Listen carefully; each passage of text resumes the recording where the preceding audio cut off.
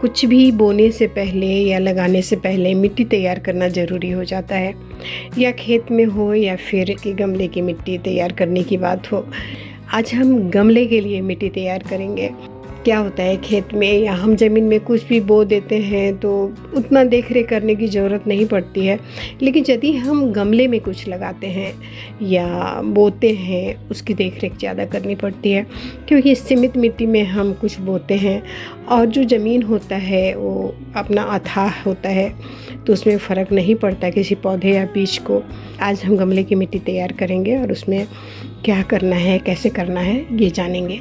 तो चलिए शुरू करते हैं। जब हम पौधा लगाते हैं या फिर कोई बीज लगाते हैं तो उससे पहले का काम होता है मिट्टी तैयार करना और मिट्टी को गमले में डालना। तो जैसे कि देखिए, इस तरह का मिट्टी है हमारे पास, ये मिट्टी है, तो मिट्टी को कैसे हम डालें गमला में कि ये उपजाऊ रहे और मतलब पौधे को पोषण दे या हम बीज लगाएं। तो जब भी हम मिट्टी तैयार करें ना, गमला तैयार करें, तो उसमें ना गमला तैयार करते समय ही क्या करना है कि जैसे कि देखिए, हम 5 किलो का ये खाद लाए हैं। ये खाद है जो फूल पौधे में यूज किया जाता है, वो है। तो इसे हम क्या करेंगे कि ये 5 किलो खाद में से कम 1 किलो खाद, ये देखिए 1 किलो के बराबर खाद हम इस मिट्टी में मिला देंगे।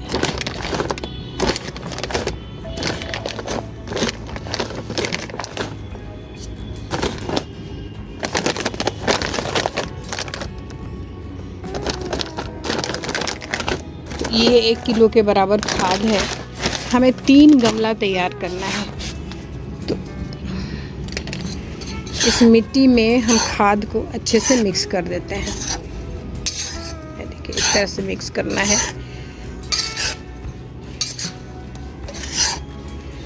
इस तरह से मिक्स कर लीजिएगा। इससे क्या होगा कि जो हम हर महीने खाद डालते हैं वो तो डालेंगे ही, ये अभी जो हम पौधा लगाएंगे ये पौधे को पोषण देगा, और जो पौधा आप लगाएंगे वो हेल्दी रहेगा, या तो आप बीज लगाते हैं वो हेल्दी रहेगा, क्योंकि हम 1 महीना बाद ही इसमें देंगे खाद या फिर जो भी इसकी गुड़ाई करनी है। इस तरह से मिला लेना है। उसके बाद इस मिट्टी को ना आप गमले में भर दीजिए। गमला में भरने के लिए ये मिट्टी तैयार है, तो इसे इस तरह से भर देना है।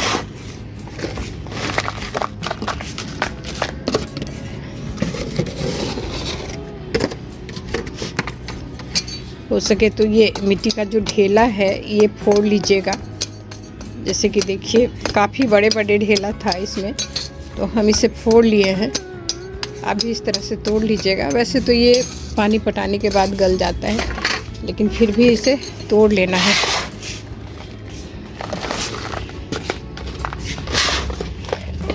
और इतना मिट्टी काफ़ी है गमले में, क्योंकि हम जब खाद डालते हैं उस समय तो ये भरता जाता है, तो इसलिए इसको इतना खाली रखना ज़रूरी हो जाता है।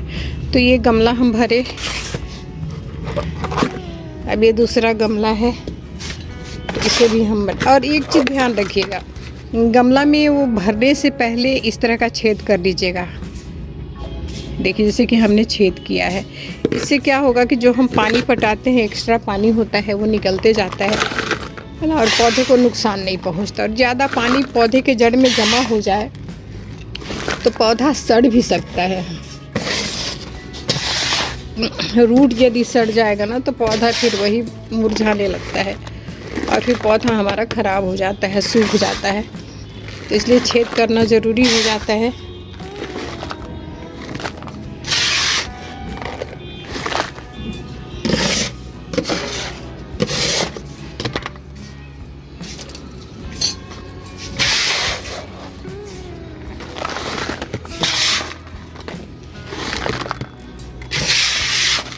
तो देखिए, उतना मिट्टी में हम 2 गमला तैयार कर पाए।